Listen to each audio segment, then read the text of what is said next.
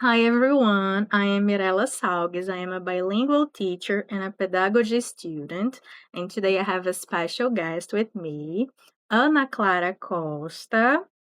Ana Clara is a teacher as well, right? She's a specialist in English language teaching. She has a master's in language studies, and she's also a specialist in literacy and neuroscience. She's currently an English teacher at IFRN. Welcome, Miss Ana Clara, Miss. Yes, thank you. It's a pleasure. Today we're going to discuss a little bit about bilingualism, biliteracy, right? And I have a couple of questions for you, okay? Okay. Um, Ana Clara, can you enlighten us of what is biliteracy? Yes, I'll try. Well, the definition of this concept depends on what country are we talking about. For example, in Brazil, it's recent, the discussion about the term literacy, that is like a cognitive process. We say when the student starts to read, right? He starts to read. It's what we call in Portuguese alfabetização. Let's say it's the first stage of learning how to read and write. And then after that, the student uses this reading and writing in her or her interactions for talking, for expressing himself, for writing. And then after that, he uses reading for learning.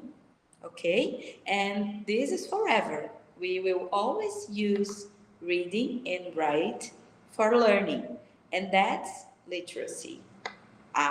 Biliteracy is using reading and write for learning in more than one language. So, if the student study in a school with a bilingual curriculum, like the school where you work, they study English, science, and math in English 50% of the day, and Portuguese, history, and geography in Portuguese. So he's using biliteracy because he's learning, he or she is learning in two languages simultaneously, right? So basically, is that. Okay. So from what you were saying, I understand that bilinguals are not people that are two monolinguals at once. It's a little bit different, right? So can you explain to us how the brain processes biliteracy? Yes, I'll try. Well, the definition of bilingualism has been updated along, with the years. So the recent theories about that, it says that if you can speak in more than one language, you are a bilingual person. If you can write or understand, you are a bilingual. You don't really have to be like proficient in both languages at the same level to be bilingual, because the languages will have different levels, I would say. You can be more proficient in one language, and in the other one, you understand, but not necessarily you have the same level. So according to that definition, if we read like Ofelia Garcia, bilingual education in the 21st century, if we read Ingrid Finger and people that are researching about bilingualism, Ellen Bialystok, I remember some more. I remember some more names. But if you read those definitions of bilingualism, you see that they define like this differently. But before, they said that bilinguals were only people who were proficient, like two languages in one. And we know that the languages developed at the same time, but they are in different levels. Yeah. So biliteracy, according to that, is using both languages to learn as a cognitive process, but thinking of the ability of read and write. And when we think about the ability of reading, we think about fluency and comprehension. Okay? Mm-hmm. So fluency is the speed, how fast you read silently. I would say if you are fluent, you will read faster. That's fluency. But it doesn't mean that what you are reading is you are having a good comprehension, right? So fluency and comprehension are different, I would say, abilities in reading. Mm-hmm. And you can, what we have seen in the recent researches is that students that are developing reading and writing in one language, they are also developing in the other language if they are in a biliteracy contest. If they are studying in the two languages at the same time, like the language being a mean of instruction, Mm-hmm. not the language itself, but studying the language also. I would say studying for academic purpose, studying in both languages for an academic goal. That's biliteracy. Okay. Okay, now, I understand how the brain processes, right? You just explained to us. Uh, but can you just try to talk a little bit more about biliteracy and language construction? Yes. Um, if we think about the concept of decoding, I would say, that is alfabetização in Portuguese. We kind of think about the first step when we start to associate the sound that we already know with the letter, with the The phonological awareness. phonological awareness. And then social reading, that's what we call in Portuguese letramento, would be using this decoding for expressing ourselves by understanding, by writing and reading and writing, right? And by literacy is a more developed level. As I said, is forever, is decoding, right? And when you start decoding, you also use reading for communication in your social practices. That's social reading or letramento. But you also use reading for learning. Mm-hmm. So it's basically using reading for learning by literacy in both languages. And language learning is a little bit different because you are focused on the language itself. So, of course, you will develop the language structure, the meaning, the sound, and all that we learn when we are learning a language. But biliteracy is learning anything through reading. Okay. Understand I the do. difference? I do. Yes. Thank you. Now, what should teachers keep in mind when supporting biliteracy?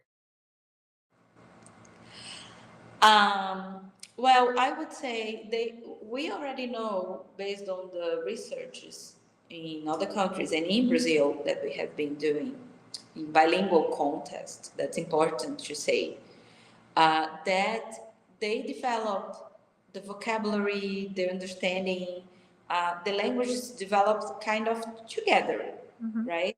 The more they understand, the more they can read and write in one language, it will kind of appear in the other language as well.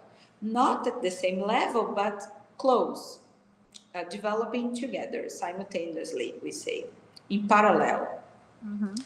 Uh, to support that is important to have strategies like guided reading, shared reading, Um, and also guided writing, shared writing, focusing on the process of writing. We know that they start with just writing whatever comes to their mind, and they develop that writing until it becomes like a final production. And it's very important to do that in both languages.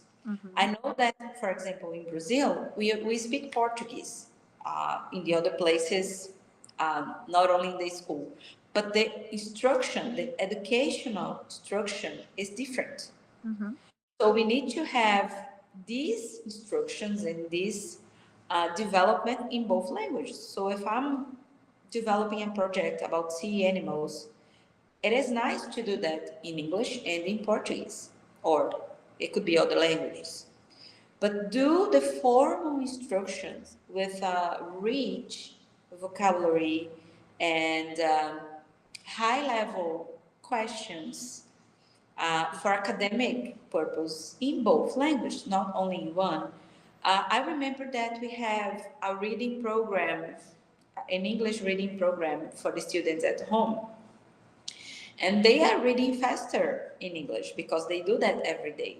So we need to have that in Portuguese too, because it's not only speaking Portuguese that they will be proficient in Portuguese in the language, using the right structure, with a rich vocabulary, using different words. So that's what I would say.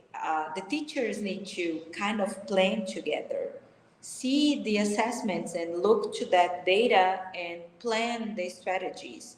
Okay, is where our students are. So what can we do to make them, develop, to help them get better in all the contents in both languages, Mm-hmm. right?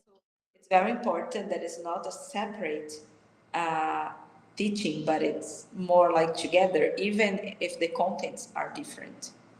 You know what Yeah, I I mean? We look do. to data, to that assessment when they do guided or independent activities. Look Mm-hmm. at them there because you see patterns. You will see that if the student is struggling with something in one language, it will probably be as well in the other one. Mm-hmm.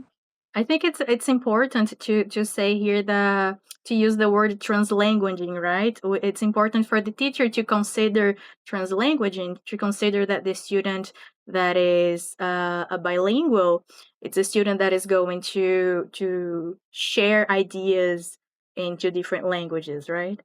Yes, right. According to Ophelia Garcia, translanguaging is more using the knowledge that they already have in their mother tongue, like Portuguese in our country, to learn.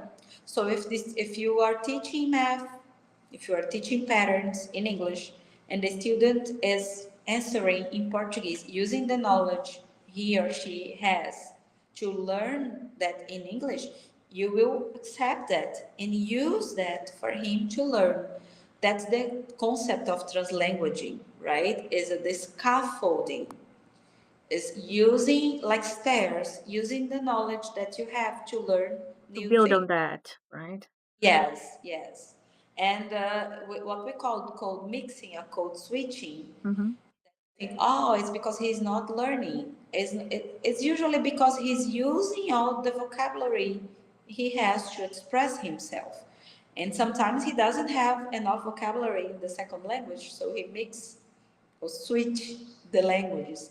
But that will help him learn and get enough vocabulary to express in a more advanced level. It's true, and So I also, I'm sorry. recommend uh, doing things together. And also, code switching for new bilinguals happens a lot too because they still don't have the inhibitory control, right? Since they have both languages active at the same time in their brains, they don't really know how to choose, right? Not yet.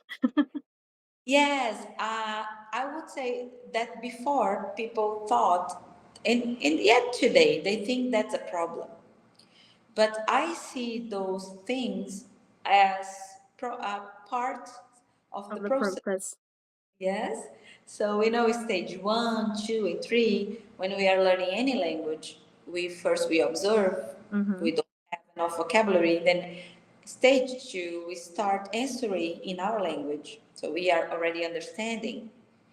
After that, I start answering, using both languages, and then I start answering using only the target language. So that's stage 4. So I have enough vocabulary to express myself, but it's part of the process. So I always tell parents that, okay, that he's quiet, observing, he's getting vocabulary, he's learning the language for him to express himself. And that's why we use adaptations for new students. We have a individual plan because he can't learn math in English if he doesn't have that vocabulary. So we need the material, concrete, the realia, we need pictures and things for him to get enough vocabulary and then understand the content in that, Content. right? Right. I think that's it. I think I've asked all the questions I wanted. Do you have any final thoughts that you want to share with us? No, I think it's nice that the researchers are showing us new information, things that we thought it was wrong. Like before, we thought, oh, for them to learn how to read and write at the same time, it's a problem. But now we know that it's not, depending on how it's done, right? So Right. it always depends on how done, where, what is the context. It's very important to build phonological awareness with all the things that we do in early childhood, learn to associate the sound with the letters. In the first moment from the letters to words and then to sentence. Uh, First is I would say bottom up and then top down. And after that, when the student is already reading, we can use top down and bottom up, and also in a context that makes sense, using his knowledge, the things that he brings from home, the books their family reads, places he goes, and mix all that. Because I would say we choose the strategy depending on the moment, depending on the stage or the level that the student is. Mm-hmm. It's not only one. And sometimes we have to mix. In each moment, we have a strategy to use for them to learn how to read and write. Okay, thank you so much. It was a pleasure having you here today. My pleasure. Thank you for the invitation. Thank you. Bye bye. Okay. Bye bye.